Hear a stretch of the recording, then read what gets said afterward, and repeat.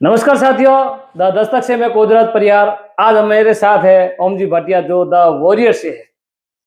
हमेशा किसी न किसी नेता को लेकर इंटरव्यू भी करते हैं और लोगों से सवाल पूछते हैं। आज हम भी जैसलमेर को लेकर कुछ वार्ता करते हैं, जनप्रतिनिधि को लेकर वार्ता करते हैं, तो जैसलमेर सरकार को लेकर बात करते हैं। एक तरफ ओरण पद यात्रा चल रही है तो एक तरफ अभी भी धरना जारी है। नमस्कार ओम जी। नमस्कार। सबसे पहला मेरा आपसे सवाल रहेगा कि आप हमेशा लोगों का इंटरव्यू करते हैं, चाहे जनता के मुद्दे को लेकर, चाहे जनप्रतिनिधि के, विशेषकर रविंद्र सिंह भाटी का ज्यादा इंटरव्यू करते हो। क्या कहना चाहोगे सबसे पहले? नहीं, ज्यादा क्या, एक बार घर आए थे तब किया और एक बार अभी अपने को खेल के मैदान में मिले। बाकी रूपाराम जी का भी किया, विधायक छोटू सिंह जी का भी किया, ईदान सिंह जी का भी किया, सवाई सिंह जी गोगली का भी किया और नेताओं के किए। आपने भाजपा सरकार के बताए, जो नाम बताए सभी नेताओं का इंटरव्यू कर लिया।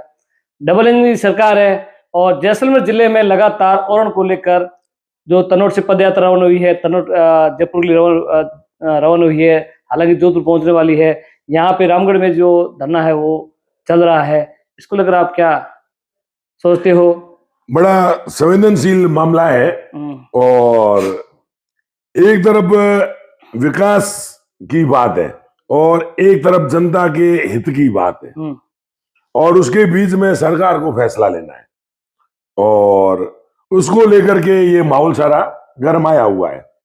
जनता का कहना है कि हमारी जो ओरण गोचर जमीन है किसी कारण से सरकारी रिकॉर्ड में दर्ज होने से रह गई, उसे जो है कंपनियों को दिया जा रहा है, उसे जनता को कोई फायदा नहीं हो रहा। दूसरी तरफ सरकार जो है वह जमीन आवंटन कर रही है, तो उसके पास भी जहां पर खाली जमीन होगी वहां पर जो है वह जमीन आवंटन करेगी। तो कंपनियां भी जो है वह जमीन चाहती है, बहुत बड़ा इंफ्रा होता है और वह जमीन जैसलमेर जिले में उपलब्ध है, तो उसको लेकर के वर्तमान में एक तरीके से कर दे कि सरकार के निर्णयों के सामने जनता उठ खड़ी हुई है। एक जब शिव विधायक रविंद्र सिंह भाटी है विधानसभा के बाहर प्रेस वार्ता की थी, वहां पे कहा था कि जैसलमेर, बाड़मेर, जोधपुर, बीकानेर 4 जिलों के अंदर 30 लाख बीघा कंपनियों को सरकार अलॉट करेगी। काफी 70% लगभग जमीन अलॉट हो चुकी है, बाकी बच्ची कुची वो भी अलॉट कर रही है। तो आपको नहीं लगता यहाँ के लोग है वो पलायन को तैयार है? नहीं, बिल्कुल बात सही है, क्योंकि जो जमीनें आवंटन हो रही है वह जमीनें गांवों के बीच में आवंटन हो रही है। मुझे कल किसी ने बताया कि जो भैया क्षेत्र है और उसके आसपास शायद सोलर कोई जमीन आवंटन हुई है, तो वो कह रहे थे कि कोई 63 किलोमीटर लंबी तार बंदी हो गई है।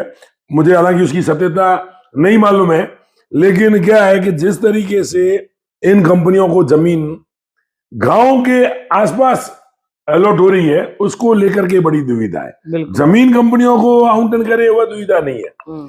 बहुत बंजर जमीन पड़ी है, बहुत बड़ा विशाल काय क्षेत्र पड़ा है, कई बड़ी बड़ी कंपनियों का साम्राज्य यहाँ कर आ जाए, तो यदि ढंग से उनको आवंटन किया जाए तो जैसलमेर के हितों पर कुठाराघात नहीं होगा और लोगों को रोजगार मिलेगा।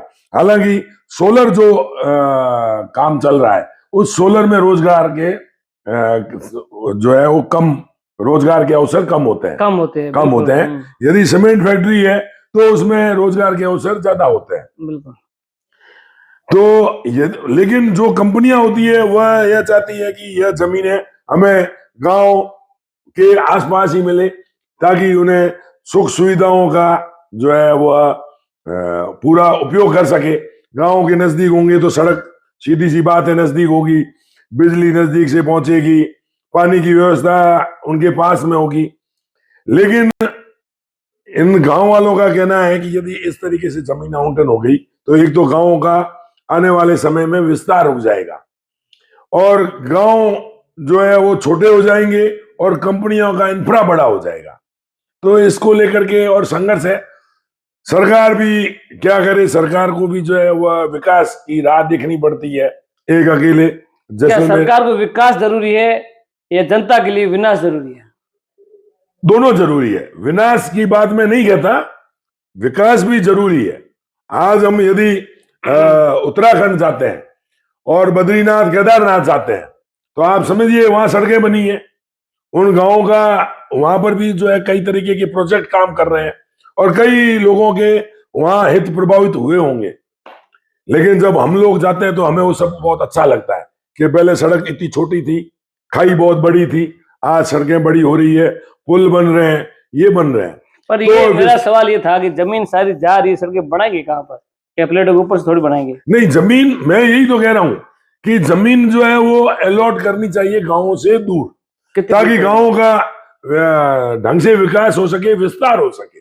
दस्तक की टीम जो ग्रामीण क्षेत्रों में गई थी, वहां पे चारावा एक बुजुर्ग था, वो उसी उम्र में बताऊं 70 से 75 साल थी। उस बुजुर्ग का कहना है कि कंपनियां इतनी हावी हो गई है कि अब हमें यहाँ से पलायन करना पड़ेगा, पर जाए तो जाए कहाँ?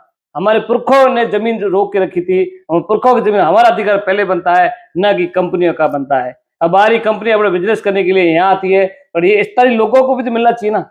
यहाँ कब यहाँ वो 1 लाख रुपए एकड़ के हिसाब से दे रहे हैं, यहाँ भी तो लोग लेने के लिए तैयार है। नहीं, ये तो मैं भी कहता हूं, मैं एक जिक्र करता हूं मेघराज सिंह जी रोयल, जो इन दिनों सोशल वर्क में काफी जो है वो प्रसिद्ध हो चुके हैं और सोशल मीडिया पर भी छाए रहते हैं। तो वो कई बार कहते हैं कि यदि एक जमीन का टुकड़ा स्थानीय लोगों को आवंटन किया जाए तो उससे जो उनका